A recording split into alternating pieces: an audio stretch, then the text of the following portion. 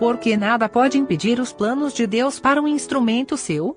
Livro de Atos, capítulo 28. Comentário de Mário Persona.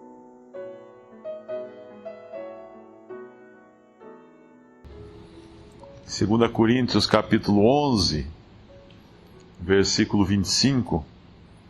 É interessante quando nós vemos que Deus estava por trás de tudo isso e não poderia, por mais que os homens tentassem prender o Evangelho, aprisionar o Evangelho, não iriam conseguir.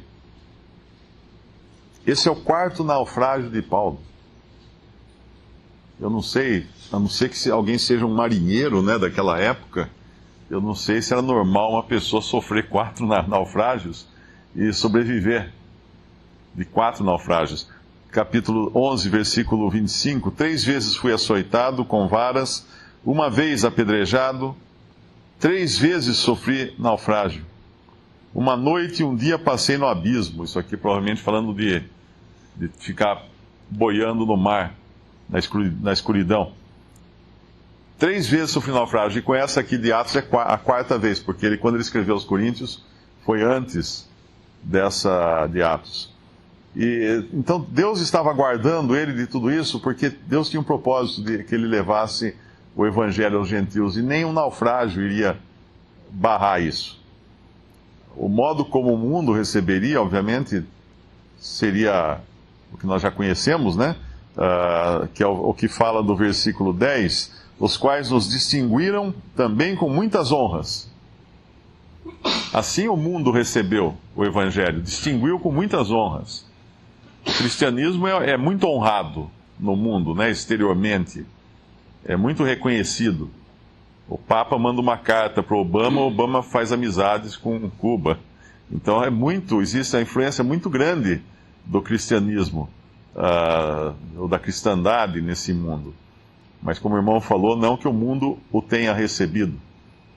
Foi pregado no mundo, mas não que o mundo tenha realmente se convertido a Cristo. Agora, aquilo que Satanás poderia pensar também, porque ele estava por trás de toda essa confusão envolvendo Paulo, tentando barrá-lo também, com tantos infortúnios aqui, mas Deus ia colocar Paulo no umbigo da besta, né, vamos chamar assim, no centro do mundo, na capital do mundo, de onde saíam todas as ordens do mundo, de onde saíam todas as decisões do mundo, Roma.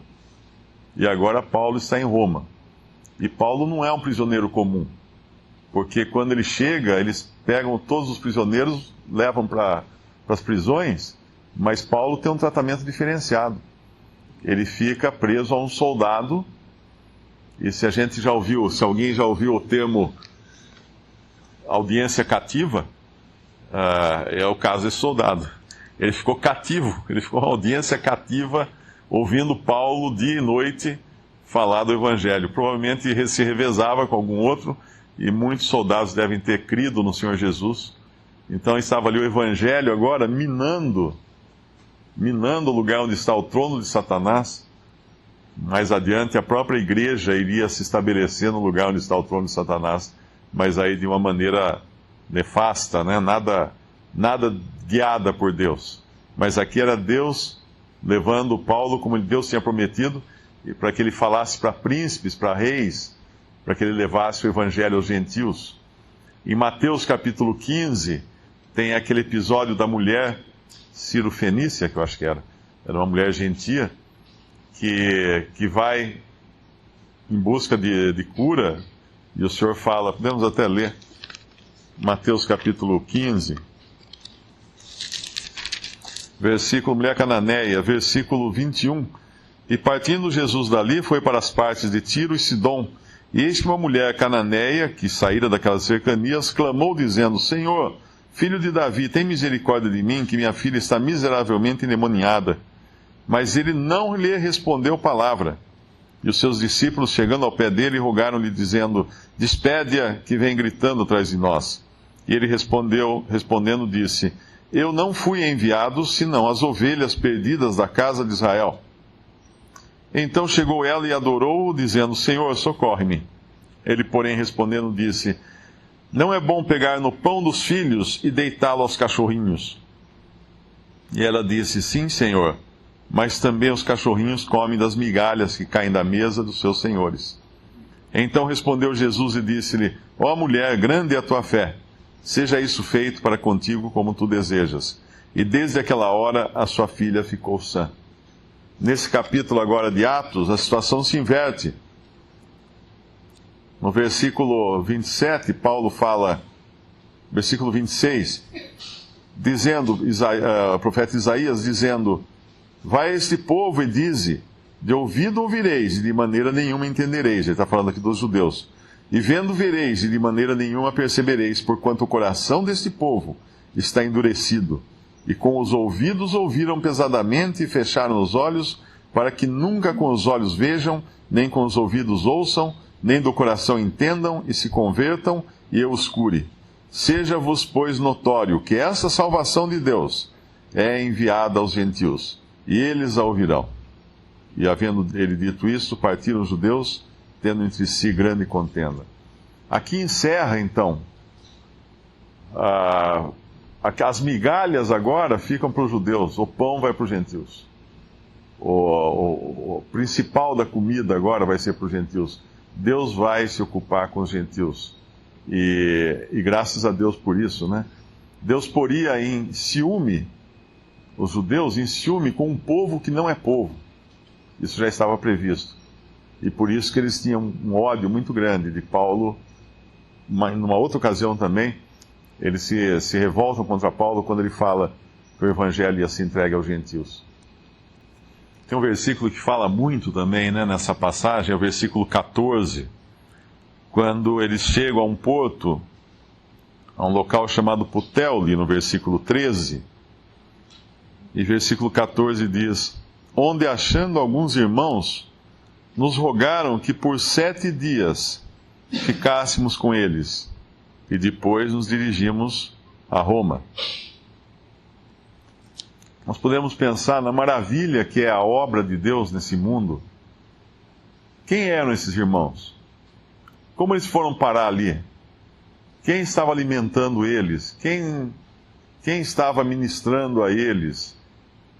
Quem estava organizando as coisas para que eles tivessem o mesmo pensamento que os irmãos em Roma, os irmãos na Judéia, os irmãos de outras partes do mundo? Quem eram esses? Ele fala: encontramos alguns irmãos. Parece que Paulo também não conhecia, não tinha ouvido falar desses irmãos. E, no entanto, eles rogam a Paulo que fique com eles 7 dias. Nós sabemos que 7 é um número perfeito, né? E que privilégio é quando cristãos rogam a Paulo que fique com eles 7 dias. Ou seja, o ministério de Paulo, o ministério dado a Paulo, que é o ministério da revelação do que é a igreja, permanecer no tempo sempre. 7, vamos falar aqui de sempre, né? Um tempo perfeito, 7 dias, e Paulo fica 7 dias com ele. E que precioso é nós pensarmos nesse versículo, porque hoje o que mais se escuta é falar: não, mas esse é Paulo, não, mas Paulo era isso, Paulo era aquilo. Eu uma vez um irmão mandou um endereço de um vídeo que ele queria saber o que eu achava daquele pregador, e é um pregador de uma igreja batista, e ele disse que Paulo tinha que fazer um curso de teologia, porque Paulo estava enganado em muitas coisas. Ele não sabia um monte de coisa. Hoje ele seria uma pessoa mais inteligente se ele fizesse teologia. Você imagina cristãos escutando isso numa pregação de um que se diz pastor, líder, etc. Que alimento eles estão recebendo? Dizer que Paulo tinha que fazer teologia. Que alimento essas pessoas recebem? E aqui, que precioso, esses daqui que não tem nome, não tem nenhuma identificação, rogam que Paulo fique com eles 7 dias. Que bom isso, né?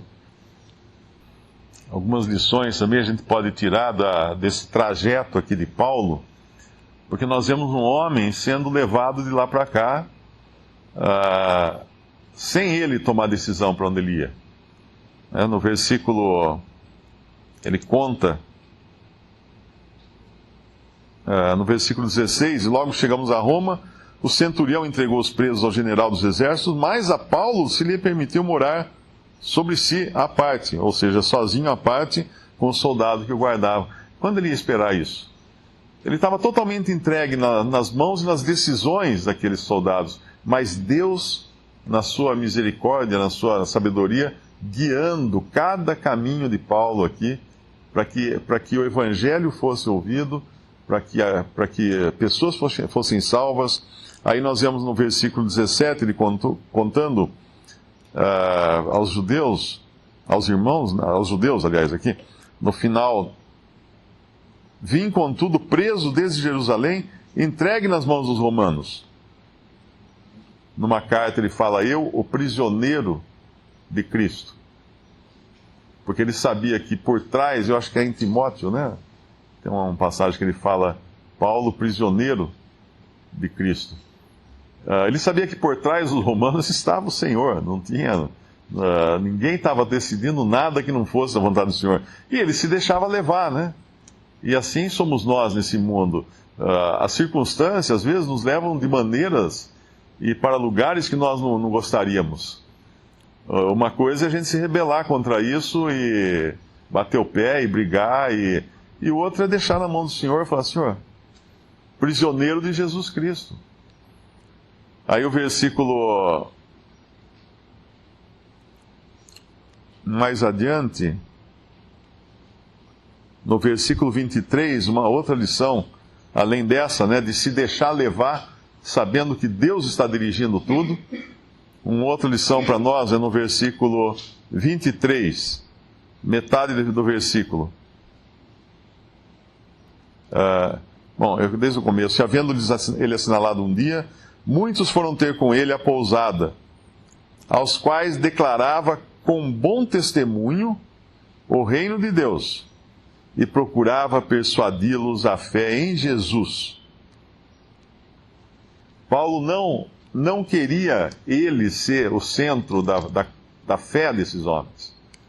Ele repudiava qualquer coisa que dissesse, como aconteceu em Malta, né? Aquilo ali foi um desgosto para Paulo, ser considerado um Deus pelos milagres que ele fez, pelo poder de Deus. Então ele repudiava ser ele o centro das atenções.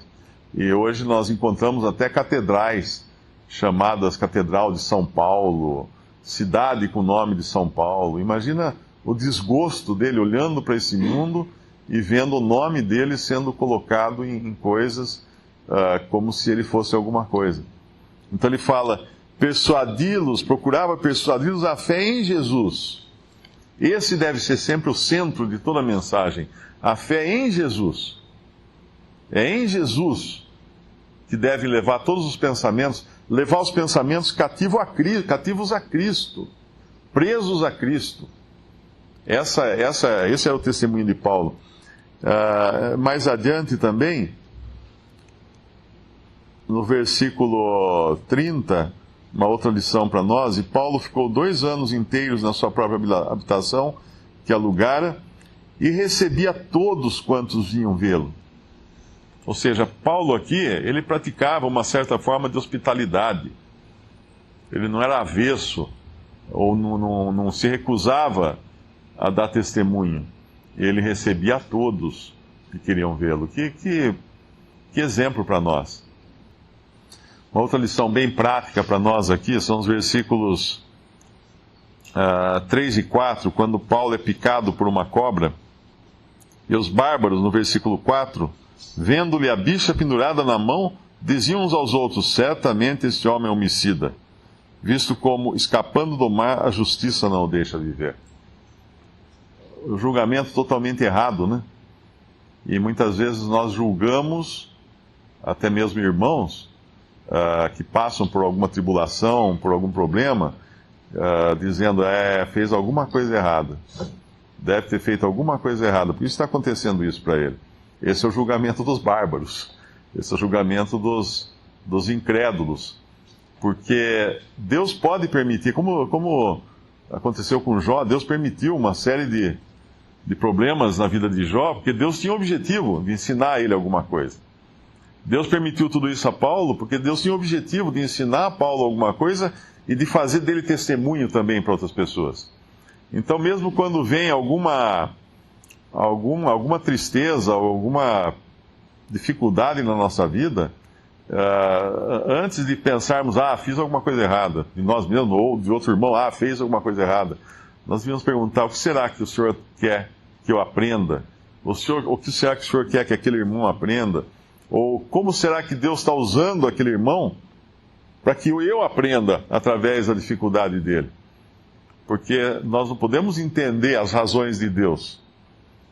Deus usa, como o caso, por exemplo, quando morre um cristão, né? Uma pessoa convertida morre assim antes da hora, morre jovem ou morre prematuramente, né? Como a gente fala. O que aconteceu? Por que morreu? Bom, uma pode ser porque cometeu pecado para a morte. O que é o pecado para a morte? Ele fez coisa ou andava de maneira tão errada que Deus achou melhor levá-lo embora. É morte física, ali está salvo.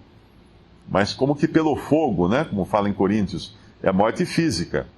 Então ele pode ter realmente cometido algo e Deus tirou da terra, porque não serve como testemunho, está só atrapalhando aqui. Mas também Deus pode ter permitido aquilo para um privilégio dele. Como Paulo, quando foi decapitado, alguém podia falar assim: tá vendo? Fez alguma coisa errada, morreu. Foi isso que aconteceu.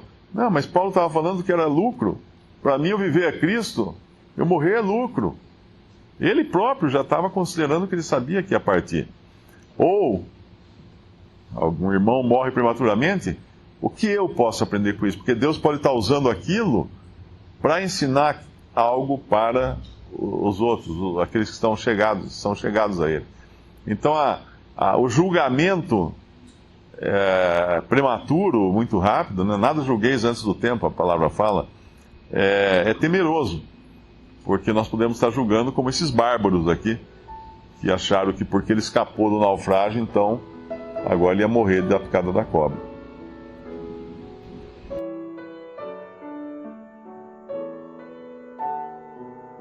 Visite Respondi.com.br. Visite também 3minutos.net.